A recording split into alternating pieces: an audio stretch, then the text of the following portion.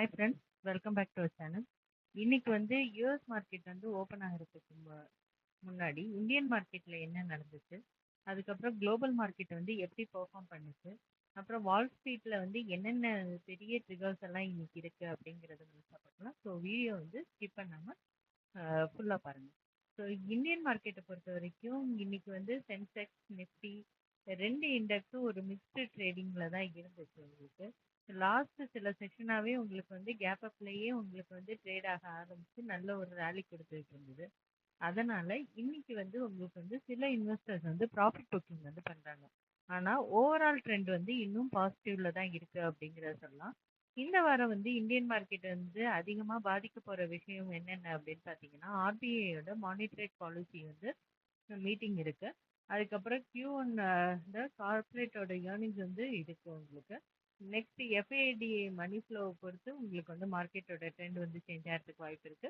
அப்புறம் crude oil ப்ரைஸஸோட சேஞ்சஸும் உங்களுக்கு வந்து இருக்கு. ஸோ ஆயில் ப்ரைஸ் வந்து ஸ்டேபிளா இப்போ வரைக்கும் இருக்கிறதுனால உங்களுக்கு வந்து இந்தியாவுக்கு வந்து இது வந்து ஒரு பாசிட்டிவ் நியூஸா வந்து பார்க்கலாம் நம்ம. ஏன்னா இந்தியா தான் அதிகமான க்ரூட் ஆயில் வந்து இம்போர்ட் பண்ற கண்ட்ரில ஒரு கண்ட்ரி அப்படின்ட்டு சொல்லலாம். ஸோ ஆயில் ப்ரைஸ் குறைஞ்சிது அப்படின்னா உங்களுக்கு வந்து இன்ஃப்ளேஷனும் குறையும், ருபியும் ஸ்டேபிள் ஆகும். அதே மாதிரி கார்ப்பரேட்டோட ப்ராஃபிட்டும் இன்க்ரீஸ் ஆகும் உங்களுக்கு.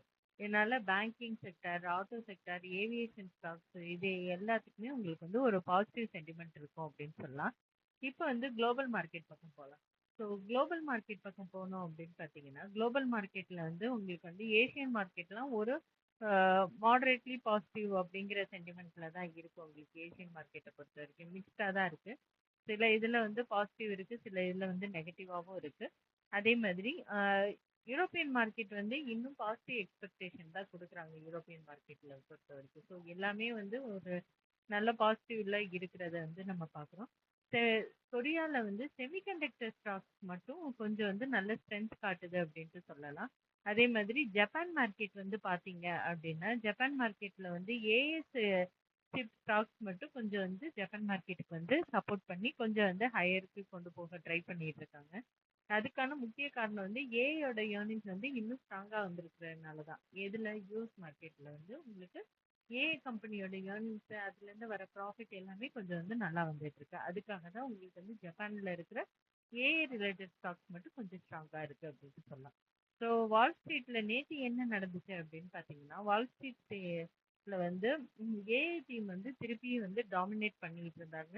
ஸோ பிளான் பிளான்டேர் வந்து ரிசல்ட் வந்து எக்ஸ்பெக்டேஷனை வந்து பீட் பண்ணுச்சு அப்படின்ட்டு சொல்லலாம். ரெவன்யூ வந்து ஸோ பிளான்டேர் பார்த்தீங்க அப்படின்னா அதோட எக்ஸ்பெக்டேஷனையும் பீட் பண்ணுச்சு, ரெவன்யூவையும் பீட் பண்ணிடுச்சு உங்களுக்கு. அதே மாதிரி உங்களுக்கு வந்து ப்ராஃபிட்டையும் பீட் பண்ணிருக்கு உங்களுக்கு. ஸோ ஃபுல் இயர் கைடன்ஸ் வந்து இன்க்ரீஸ் ஆயிருக்கு பிளான்டியரை பொறுத்த வரைக்கும். ஸோ இதனால இன்வெஸ்டர்ஸ்க்கு வந்து ஒரு கிளியர் மெசேஜ் கிடைக்குது. என்ன மெசேஜ் அப்படின்னா, என்டர்பிரைசஸ் ஏஐ டிமாண்ட் வந்து இன்னும் ஸ்ட்ராங்காக தான் இருக்கு அப்படிங்கிற மெசேஜ் வந்து கிடைச்சிருக்கு. ஸோ நெக்ஸ்ட் வந்து ஏஐ ஸ்டாக்ஸ்லாம் அகைன் ஹீரோவாக மாறிக்கிட்டு இருக்கு உங்களுக்கு. அதாவது யூஎஸ் மார்க்கெட்டை பொறுத்த வரைக்கும் பிளான்டேர் ஆகட்டும், ப்ரீ மார்க்கெட்லேயே பார்த்தீங்கன்னா $125 முடிஞ்சது வந்து இப்போ வந்து ப்ரீ மார்க்கெட்டில் $144 வந்து ஓப்பன் பண்ணுறாங்க.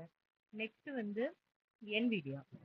ஸோ என்விடியா கார்பரேஷன் பார்த்தீங்கன்னா அதுவும் உங்களுக்கு வந்து கேப் அப்பில் தான் ஓப்பன் ஆகுது.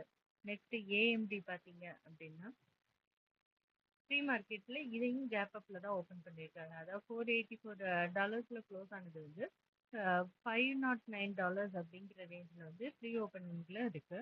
நெக்ஸ்ட் வந்து மைக்ரான். ஸோ மைக்ரானும் உங்களுக்கு வந்து gap up opening. So on semiconductor இதுவும் பார்த்தீங்கன்னா gap up opening. Marvell Technologies உங்களுக்கு கேப் அப் ஓப்பனிங். ஸோ பார்த்தீங்க அப்படின்னா ஏஎஸ் ரிலேட்டட் ஸ்டாக்ஸ் எல்லாமே ஒரு நல்ல மொமெண்டம் வந்து காட்ட ஆரம்பிச்சிருக்கு மார்க்கெட்ல. இப்போ ஏஐ ஸ்டோரிஸ் வந்து ஓகே, ஏஐ ஸ்டோரிஸை நம்பலாம் அப்படிங்கிற மாதிரி மார்க்கெட் வந்து இப்போ நினைச்சிட்டு இருக்கு. அதனால ஆனாலும் ஒரே ஒரு டிஃப்ரென்ஸ் மட்டும் இருக்கு. முன்னாடி ஏஐயோட ஸ்பெண்டிங் பார்த்தாங்க, இப்போ வந்து ஏஐயோட ப்ராஃபிட்டை வந்து பார்க்க ஆரம்பிச்சிருக்காங்க. அதுதான் இப்போ வந்து மார்க்கெட்ல இருக்கிற ஒரு பிக்கெஸ்ட் சேஞ்சாகவே இருக்கு. யூஎஸ் மார்க்கெட்டோட ஃபியூச்சர்ஸை பொறுத்த வரைக்கும் இன்னைக்கு ஸோ டவ் ஜோன்ஸ் வந்து ஒரு நல்ல பாசிட்டிவ் மோட்ல இருக்கு. அதே மாதிரி நாஸ்டாக்கும் நல்ல பாசிட்டிவ் மோட்ல இருக்கு. S&P 500 வந்து ஒரு மாடரேட்லி பாசிட்டிவ் அப்படிங்கிற ரேஞ்ச்ல தான் இருக்கு.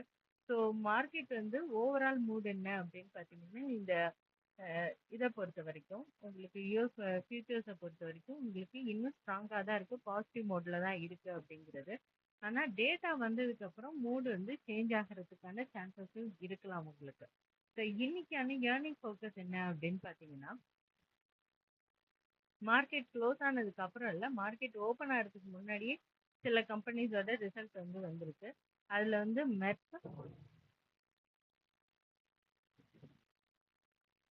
மெர்க் பார்த்தீங்க அப்படின்னா, ஓரளவு நல்ல ரிசல்ட் வந்து குடுத்திருக்கு. அதுக்கப்புறம் Pfizer, ஃபார்மா ஸ்டாக் இது. ஸோ இது வந்து உங்களுக்கு வந்து ரிசல்ட் வந்து இன்னைக்கு வந்திருக்கு.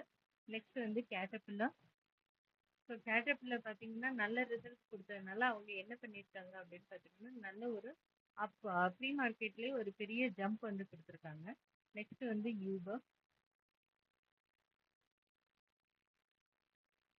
யூபர் வந்து கொஞ்சம் வந்து தடுமாறிக்கிட்டு தான் இருக்கு அதோட ரிசல்ட்ல. ஸோ இந்த ரிசல்ட் வந்து ஹெல்த் கேர், இண்டஸ்ட்ரியல், அதுக்கப்புறம் கஸ்டமர் ஸ்பெண்டிங் பத்தின க்ளூஸ் வந்து கொடுக்க போகுது. ஸோ இந்த ரிசல்ட்லாம் நல்லா இருக்கு அப்படின்னா உங்களுக்கு வந்து இப்போ கேட்டர்பில்லர் ஆகட்டும், ஃபைசர் ஆகட்டும், இவங்கெல்லாம் நல்லா கொடுத்துருந்தாங்க. ஸோ இதை வச்சு உங்களுக்கு வந்து இந்த செக்டார்லாம் உங்களுக்கு வந்து இன்னைக்கு ஃபோக்கஸ் பண்றதுக்கான வாய்ப்பு வந்து நிறைய இருக்கு. அதே மாதிரி இன்னைக்கு வந்து பிக்கெஸ்ட் எக்கனாமிக் ஈவெண்ட் அப்படின்னா என்ன அப்படின்னு பார்த்தீங்கன்னா, ஜால்ஸோட ஜாப் ஓப்பனிங் ரிப்போர்ட் வந்து வருது. இந்த ரிப்போர்ட் வந்து என்ன சொல்லும் அப்படின்னு கேட்டிங்கன்னா, யுஎஸ் லேபர் மார்க்கெட் வந்து இன்னும் ஸ்ட்ராங்கா இருக்கா இல்லையா? இல்ல யுஎஸ்ல வந்து ஹையரிங் வந்து ஸ்லோ ஆகுதா? இந்த மாதிரி எல்லாம் உங்களுக்கு வந்து இந்த ரிப்போர்ட் வந்து உங்களுக்கு சொல்லும். இத பார்த்து தான் ஃபெட் வந்து அடுத்த மீட்டிங்ல என்ன செய்வாங்க அப்படிங்கிறது வந்து மார்க்கெட்டுக்கு வந்து ஒரு க்ளூவா குடுக்கும். ஸோ ஸ்ட்ராங்கான டேட்டா இந்த யூஎஸ் ஜாப் மார்க்கெட்ல வந்துச்சு அப்படின்னா, ரேட் கட் வந்து இன்னுமே டிலே ஆகுறதுக்கு வாய்ப்பு இருக்கு. வீக்கான டேட்டா வந்ததுன்னா, மார்க்கெட் வந்து திருப்பி ரேட் கட் எக்ஸ்பெக்டேஷன வந்து இன்க்ரீஸ் பண்ண ஆரம்பிச்சிரும் உங்களுக்கு. ஸோ மிடில் ஈஸ்ட் சிச்சுவேஷன பொறுத்தவரைக்கும் இன்னும் வாட்ச் லிஸ்ட்ல தான் இருக்கு. ஆயில் வந்து லாஸ்ட் வீக்கை விட உங்களுக்கு வந்து இந்த வீக் வந்து கொஞ்சம் வந்து ஸ்டேபிளா தான் இருக்குன்னு சொல்லலாம். லாஸ்ட் வீக்லாம் ஒரே நாள்லயே உங்களுக்கு வந்து 5% 6%லாம் ஏறின கதையெல்லாம் இருந்தது. ஆனா இந்த வாரத்துல வந்து ரொம்பவே ஸ்டேபிளா தான் இருக்குங்கிறதே சொல்லலாம். ஒரே ஒரு பிரேக்கிங் நியூஸ் வந்தாலும் ஆயில் பிரைஸ் வந்து ஸ்பைக் ஆகலாம் உங்களுக்கு. இது வந்து டெக் ஸ்டாக்குக்கு நெகட்டிவாகவும் எனர்ஜி ஸ்டாக்குக்கு பாசிட்டிவாகவும் மாறுறதுக்கான சான்சஸ் இருக்கு. ஸோ இன்னைக்கு வந்து நம்ம என்னென்ன ஸ்டாக்ஸ்லாம் வாட்ச் பண்ணோம் அப்படின்னு சொன்னீங்கன்னா, என்விடியா, ஏஎம்டி, பிளான்ட், Microsoft, then Amazon, Uber, Caterpillar, Pfizer. So இவங்கெல்லாம் தான் இன்னைக்கு வந்து நம்ம வந்து மார்க்கெட்ல வந்து பார்க்க வேண்டியது. ஸோ என்னோட இந்தியன் மார்க்கெட் வியூ என்ன அப்படின்னு பார்த்தீங்கன்னா, லாங் டேர்முக்கு பாசிட்டிவாக தான் இருக்கு. ஷார்ட் டேர்ம்ல வந்து லிட்டில் பிட் கன்சால்டேஷன் வர்றதுக்கான வாய்ப்பு இருக்கு. அதுக்கப்புறம் டவ் ஜோன்ஸை பொறுத்த வரைக்கும் என்னோட வியூ என்ன அப்படின்னு பார்த்தீங்கன்னா, புல்லிஷ்ல தான் இருக்கு. S&P 500ம் புல்லிஷ் தான். அதே மாதிரி நாஸ்டாக்கும் புல்லிஷாக தான் இருக்கு. ரிஸ்க் லெவல் வந்து கொஞ்சம் வந்து மீடியமாக தான் இருக்கு உங்களுக்கு. ஸோ இன்னைக்கு வந்து ஓவரால் பிக்சர் பார்த்தீங்க அப்படின்னா, இந்தியன் மார்க்கெட் ஸ்டேபிளா இருக்கு. குளோபல் மார்க்கெட் வந்து பாசிட்டிவா இருக்கு. அதே மாதிரி வால் ஸ்ட்ரீட்ல வந்து ஏஐ மொமெண்டம் வந்து இன்னும் கண்டினியூ ஆயிட்டு இருக்கு. ஆனா இன்னைக்கு ஈவினிங் வர ஜால்ஸோட டேட்டா தான் உங்களுக்கு வந்து மார்க்கெட்டோட நெக்ஸ்ட் டைரக்ஷன் வந்து முடிவு பண்ண போகுது அப்படின்னு சொல்லலாம்.